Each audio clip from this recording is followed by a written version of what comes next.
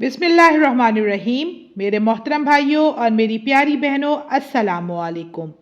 آج میں آپ کے ساتھ وہ عظیم دعا شیئر کرنے جا رہی ہوں جو حضرت سلیمان علیہ السلام کا خط ہے اور جس کا ذکر قرآن مجید کی سورت نمل کی آیت نمبر 30 میں بھی ہوا ہے۔ یہ آیت یا دعا حضرت سلیمان علیہ السلام کا وہ جملہ ہے جو انہوں نے ملکہ بلقیس کے نام خط میں لکھا تھا۔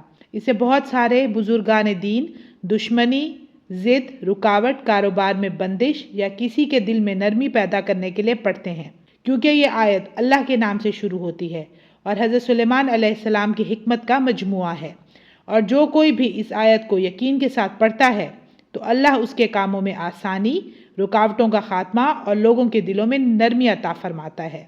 یہ آیت ہے اِنَّهُ مِن سُلَيْمَانَ وَإِنَّهُ بسم اللہ الرحمن الرحیم۔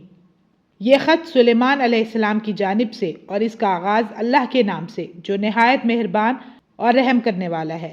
اس کو پڑھنے کا طریقہ یہ ہے کہ سب سے پہلے باوضو ہوں، پھر ابتدا میں 3 بار درود ابراہیمی پڑھیں، پھر اگر عام حاجت ہے تو 21 مرتبہ، اور اگر کسی مشکل سے نجات یا کسی کے دل میں نرمی پیدا کرنی ہے تو 41 مرتبہ پڑھیں، اور اگر بہت سخت مسئلہ درپیش ہے تو 101 مرتبہ پڑھیں۔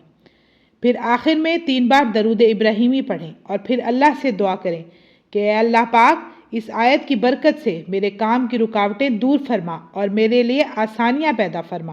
محترم بھائیوں اور پیاری بہنوں، یہ آیت نہ صرف حضرت سلیمان علیہ السلام کی حکمت اور عزت کا نشان ہے بلکہ ہر مومن کے لیے کامیابی کی کنجی ہے۔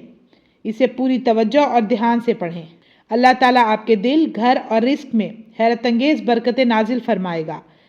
آج ہی سے اس دعا کو اپنی زندگی کا حصہ بنا لیں تاکہ پریشانیاں سکون میں بدل جائیں اور اللہ تعالیٰ کی خاص رحمت آپ کو ڈھانپ لے۔ میری اللہ تعالیٰ سے دعا ہے کہ وہ میرے تمام مسلمان بہن بھائیوں کی مشکلات کو آسان فرمائے۔ آمین یا رب العالمین۔ تو ویورز، مجھے دیجیے اجازت، انشاءاللہ میں پھر حاضر ہوں گی۔ اپنا ڈھیر سارا خیال رکھیے گا، دعا میں یاد رکھیے گا۔ اللہ حافظ۔